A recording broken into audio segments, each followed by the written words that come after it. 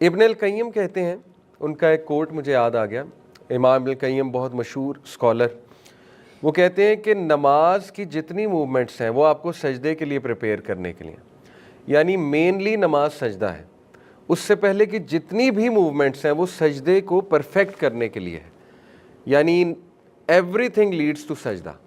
This is how نماز is design. اس لیے اگر سجدہ ٹھیک نہیں ہے, سجدہ اچھا نہیں ہے, سجدہ انکمپلیٹ ہے, تو آپ کی نماز میں فالٹ ہے, بہت بڑا فالٹ ہے, کیونکہ پچھلی تمام کی تمام چیزیں آپ کو سجدہ کرانے کے لیے. یہ امام ابن القیم کا ویو, اور ایسا ہی ہے, محسوس بھی ایسا ہی ہوتا ہے. ایک سکیری بات, سجدہ کتنا امپورٹنٹ ہے, یہ قرآن کی آیت ہے سورہ قلم کی آیت نمبر 42. اللہ سبحانہ وتعالیٰ کہتے ہیں یوم یکشف عن ساق ویدعون الی السجود فلا یستطیعون, the day the shin will be uncovered. یہ کیا ہے معاملہ, شن والا معاملہ کیا ہے؟ شن ویسے تو کہتے ہیں نا اس ایریا کو, ہیومن کی جو شن ہے, اصل میں میدان حشر کے جو واقعات ہیں وہ ہم آگے جا کر پڑھیں گے, اس کے بعد وہی ٹاپک آ رہا ہے. میدان حشر میں بہت ہی عجیب و غریب واقعات دیکھنے کو ملیں گے. 50,000 سال کا وہ دن ہوگا. اللہ رب العالمین اپنے جلال کے ساتھ لائک اے کنگ, اپنی میجسٹی کے ساتھ تشریف لائیں گے, اور اللہ سبحانہ تعالیٰ عرش پر مستوی ہوں گے جیسے ان کی شان کو لائق ہے. اللہ سبحانہ تعالیٰ کا عرش جو ہے وہ 8 فرشتوں نے اٹھایا ہوگا, یہ سورہ حاقہ میں آتا ہے. اور وہ کیا منظر ہوگا کہ اللہ سبحانہ تعالیٰ آ رہے ہیں لوگوں کا حساب لینے, اور اللہ کی کورٹ میں لوگوں کو جو ہے وہ پریزنٹ کیا جائے گا. تو اس دن اللہ سبحانہ تعالیٰ کی شن انکور کی جائے گی. قرآن کی آیا میں آپ کے سامنے رکھ رہا ہوں. دیکھیں, جب بھی اللہ کے کچھ فزیکل ایٹریبیوٹس کا ذکر آئے, یہ ایک عقیدہ کا پوائنٹ بھی سمجھ لیں. فار ایگزامپل اللہ کا فیس, اللہ سبحانہ تعالیٰ کا فیس ہے, اور اللہ سبحانہ تعالیٰ کا فیس ہم سب انشاءاللہ امید کرتے ہیں ہم دیکھیں گے جنت میں, کیونکہ یہ حدیث میں آتا ہے, ٹھیک ہے, اور اس سورہ قیامہ میں بھی ہے. وجوہ ہوئی یومئذ ناظرہ الی ربہا ناظرہ, some faces that day will be looking at their lord. تو صحابہ نے کہا تھا یا رسول اللہ کیا ہم اللہ کا چہرہ دیکھیں گے؟ اللہ کے نبی صلی اللہ علیہ وسلم نے کہا بالکل دیکھو گے, ایسے جیسے کہ تم چاند کو دیکھتے ہو, جس طرح کہ چاند تمہیں بڑا کلیئر نظر آتا ہے, فل برائٹ نظر آتا ہے. تو اللہ کا چہرہ بھی ہے. اللہ کے 2 ہاتھ ہیں, اور ہے نہیں ہے واللہ عالم, لیکن 2 کا تو ڈیفینیٹلی ذکر ہے, رائٹ ہینڈز, ٹھیک ہے. اب وہ کیسے ہیں ہمیں نہیں پتا, یہ اس طرح کے نہیں ہے کہ 5 انگلیاں, سکن, گوشت, اس کے بعد اسکیلیٹن, واللہ عالم. اللہ کے جتنے ایٹریبیوٹس ہمیں قرآن یا حدیث میں مل گئے ان پہ ایز اٹ از ایمان لانا ہے, وداؤٹ تھنکنگ کیسے ہیں, کیونکہ لیس کمثلہ شیء, اللہ تعالیٰ جیسا کچھ بھی نہیں. اللہ تعالیٰ کو آپ لوگ امیجن بھی نہیں کر سکتے, کیونکہ ہمارا مائنڈ اس کی کچھ لمیٹیشنز ہیں, ہم گراس بھی نہیں کر سکتے کہ اللہ سبحانہ تعالیٰ کی فزیکل بینگ کیسی ہے. تو اس میں متشابہات میں سے ہے یہ, چونکہ تو متشابہات میں بیسٹ اپروچ یہی ہے کہ ایمان لاؤ, کیونکہ غیب ہے. تو اسی طرح اللہ کی شن کا جو ذکر ہے, ٹھیک ہے, جہاں یہ شن آ رہا ہے, اللہ کے مسکرانے کا ذکر ہے. اب ظاہر ہے اللہ کے فیس کو آپ نہیں امیجن کر سکتے, کیا وہ ہیومن بینگ جیسا فیس ہے؟ نو, واللہ عالم. انشاءاللہ یہ تو دعا کریں اور کرنی چاہیے کہ اللہ ہمیں دیدار کروائے. تو یہ جو شن ہے یہ بھی متشابہات میں سے, یہ واللہ عالم کیا چیز ہے. لیکن اللہ سبحانہ تعالیٰ کی شن انکور کی جائے گی, یہ سورہ قلم میں, یوم یکشف عن ساق, the day the shin will be uncovered, اللہ سبحانہ تعالیٰ کی الی السجود, اور انہیں انویٹیشن دی جائے گی تمام انسانیت کو کہ سجدہ کرو. فلا یستطیعون, جو ڈس بلیور سے یہاں پہ مراد ہے جنہوں نے دنیا میں سجدہ نہیں کبھی کیا تھا, وہ اس دن سجدہ نہیں کر سکیں گے. اور حدیث میں آتا ہے کہ وہ کرنا چاہیں گے, کیونکہ وہ جلال کا منظر ایسا ہوگا کہ وہ گر پڑیں گے سجدے میں, گرنا چاہیں گے, لیکن ان کی کمر ایسے ہو جائے گی جیسے سریا ہوتا ہے, یعنی ان کی کمر بالکل اکڑ جائے گی, اور ان سے جو ہے وہ سجدہ نہیں ہو پائے گا, ٹھیک ہے. تو یہ ایک بڑی ڈینجرس بات ہے. اللہ تعالیٰ نے پہلی وہ سین بتا دیا, اور یہ وہ لوگ ہوں گے انفارچونیٹلی جن کو سجدے کی دعوت دنیا میں دی جاتی تھی لیکن وہ سجدہ نہیں کرتے تھے. تو دیکھیں, جب بھی ایسی آیات آئیں, آلدو یہ آیت ڈس بلیورز کے بارے میں ہے جنہوں نے بالکل بھی ایمان نہیں, دعوت کے باوجود وہ ایمان نہیں لائے, جیسے ابو جہل اور باقی دیگر جو قریش کے چیفز ہیں. یس, سب سے پہلے تو وہ شامل ہیں, کیونکہ سب سے تو بڑے ڈس بلیورز وہ ہیں, کیونکہ نبی صلی اللہ علیہ وسلم was right in front of them, قرآن ان کے سامنے نازل ہو رہا تھا, پھر بھی انکار کیا. نہ صرف انکار کیا, نقصان بھی پہنچایا نبی صلی اللہ علیہ وسلم کو, اور پروپیگنڈا بھی کیا. تو سب سے بڑے مجرم تو وہ ہیں.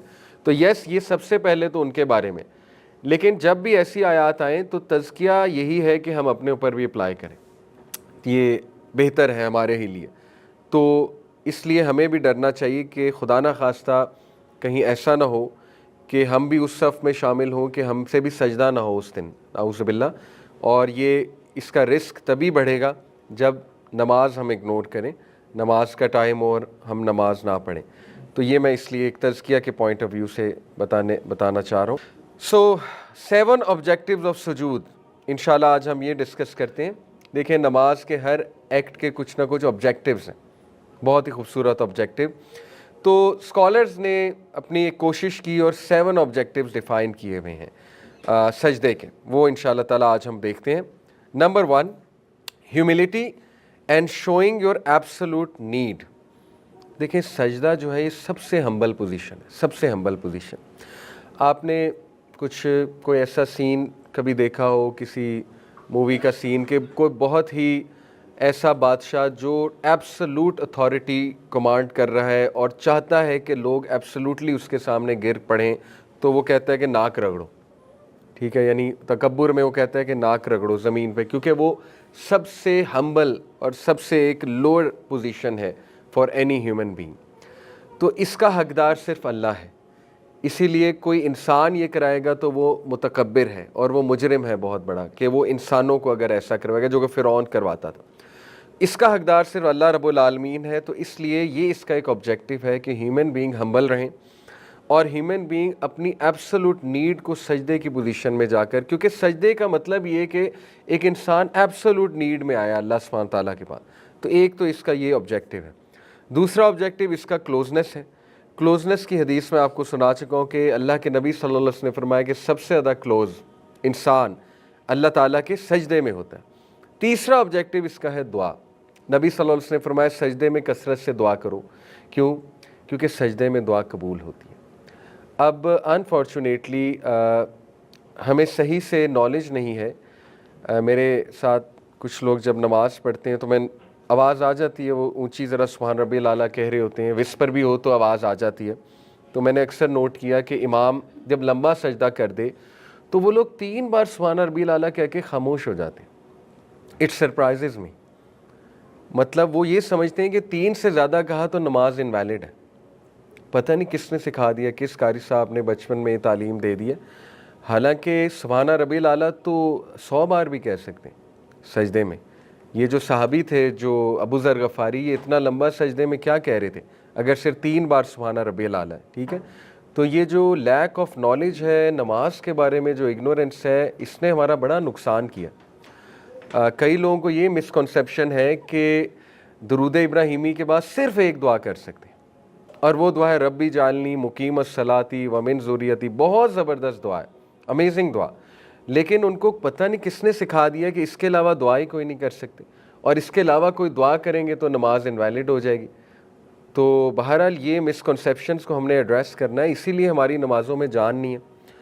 پھر ایک اور مسکنسیپشن، اب ایک ینگسٹر نے نئی نماز شروع کی تو ہم اسے کہتے ہیں پہلے پچھلی پڑھو۔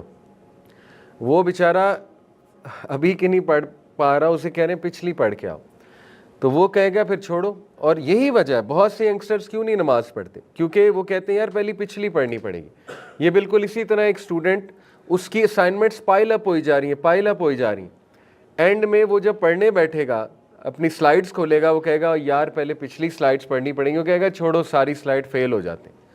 یہی وجہ ہے بہت سے یوتھ نماز نہیں پڑھتے، کیونکہ انہیں پتہ نہیں تعلیم دے دی گئی ہے کہاں سے کہ بیٹا پہلے پچھلی پڑھو، کمپلیٹ کرو پچھلی۔ اور لوگ یہ کرتے ہیں، جیسے وہ کہتے ہیں کہ ظہر کے ساتھ میں پچھلی ظہر پڑھوں گا، اس طرح عصر کے ساتھ میں پچھلی عصر پڑھوں گا، اس طرح وہ کرتے رہتے ہیں۔ وہ پھر اتنا برڈن ہو جاتا ہے، اتنا پائل اپ ہو جاتا ہے۔ دیکھیں یہ کہیں سے نہیں ثابت کہ آپ نے پہلی پچھلی نمازیں پڑھنی، نہ ہی قضائے عمری جیسی کوئی چیز ہے، وہ بھی بس لوگوں نے بنا دی، آلدو اس کی ایک ضعیف حدیث سے دلیل ملتی ہے، لیکن ضعیف حدیث ہے۔ ثابت یہی ہے کہ آپ نماز شروع کر دو اور اپنے نوافل بڑھاؤ انشاءاللہ، اور جو 12 سنتیں آپ دن میں پڑھتے ہو، بلکہ اور بھی بہت سی سنتیں ہیں انشاءاللہ تعالیٰ۔ تو جیسے دیکھیں ضحیٰ پریئر ہے جو فجر کے بعد، سورج نکلنے کے بعد سے لے کے ظہر سے پہلے پڑھی جا سکتی 2 رکعت، وہ پڑھنی چاہیے انسان کو۔ تو بہت سے اور نوافل ہیں، عصر سے پہلے دیکھیں دو طرح کی سنت ہیں، سنہ مؤکدہ اور سنہ غیر مؤکدہ۔ سنہ مؤکدہ 12 ہیں، سنہ غیر مؤکدہ 10 ہیں جو حدیث سے ثابت۔ مؤکدہ کا مطلب ہوتا ہے ہائیلی ریکمینڈڈ، اور غیر مؤکدہ کا مطلب ہے کہ ٹھیک ہے کبھی پڑھ لی کبھی نہ پڑھی۔